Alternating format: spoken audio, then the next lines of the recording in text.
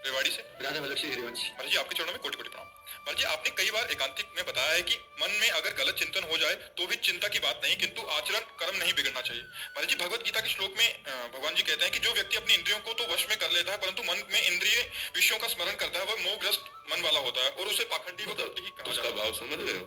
उसका भाव ये है, जैसे हमने कह दिया कि हम अन्न त्याग करते हैं, आज से हम दूध में रहेंगे, तो रसेंद्री को तो वश में करने की हमने चेष्टा की, लेकिन मन के द्वारा हम अगर विषयों का भोग कर रहे हैं कि यार रसगुल्ला में, यार समोसा चटनी में, यार कढ़ी पकौड़ी में, तो बोले पाखंड कर रहे हो।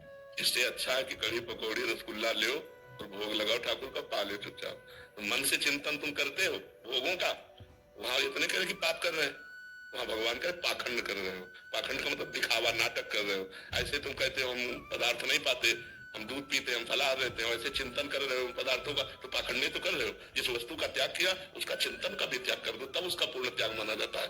तो जैसे हमारा मन, हम साधक हैं, गंदी बातों में जा रहा है, हमें अच्छा नहीं लग रहा गंदी बात, वो जा रहा है, अच्छा लग रहा है भजन, भगवान के मार्ग में हम चलना चाहते हैं, और वो पूर्व संस्कारवश अनेक जन्मों के कारण अभ्यासवश वो गलत मार्ग में जा रहा, तो हमें जलन हो रही, इसमें और उसमें अंतर हो गया।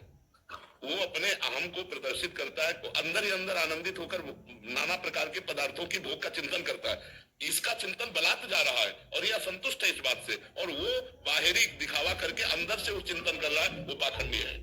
ये पाखंडी नहीं, यद्यपि ये पाप का चिंतन कर रहा है लेकिन पाखंडी नहीं, क्योंकि पूर्व संस्कार वसात उसका चिंतन हो रहा है गलत, और वो जल रहा है कि यार क्यों हो रहा है गलत, वो अच्छे मार्ग में चलना चाहता है, ये साधक है, और वो उस बात का चिंतन करके आनंदित हो रहा है।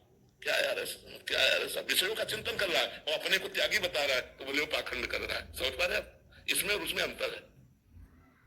वो पूर्व संस्कारवश चिंतन होता है, लेकिन उस चिंतन से वो असंतुष्ट है, उस चिंतन से निकलना चाहता है, और वो जानबूझकर उसका चिंतन करते हुए पाखंड साबित कर रहा है, मैंने 10 वर्ष से अन्न नहीं चखा, लेकिन वो रोज उन विषयों का चिंतन करता है, वो पाखंडी है।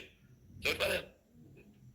श्री हरिवंश महाराज जी क्या किसी का दिल दुखाने से भजन का सुख रुक जाता है? सबके हृदय में भगवान विराजमान है। यदि हमारे द्वारा ऐसा कटु भाषण, कटु व्यवहार हुआ, उसका दिल दुख गया, तो फिर हमारे भजन पर फर्क पड़ जाएगा। हम सही चल रहे हैं, वो स्वयं दुखी हो रहा है, अपने विचार से तो नहीं रुकेगा।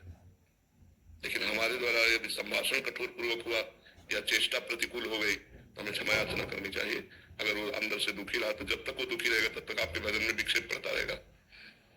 और कहीं वैष्णव का अपराध बन जाए तो विक्षेप की तो भजन ही रुक जाएगा, भजन नहीं होगा। अगर संत वैष्णव को दुख पहुंच गया,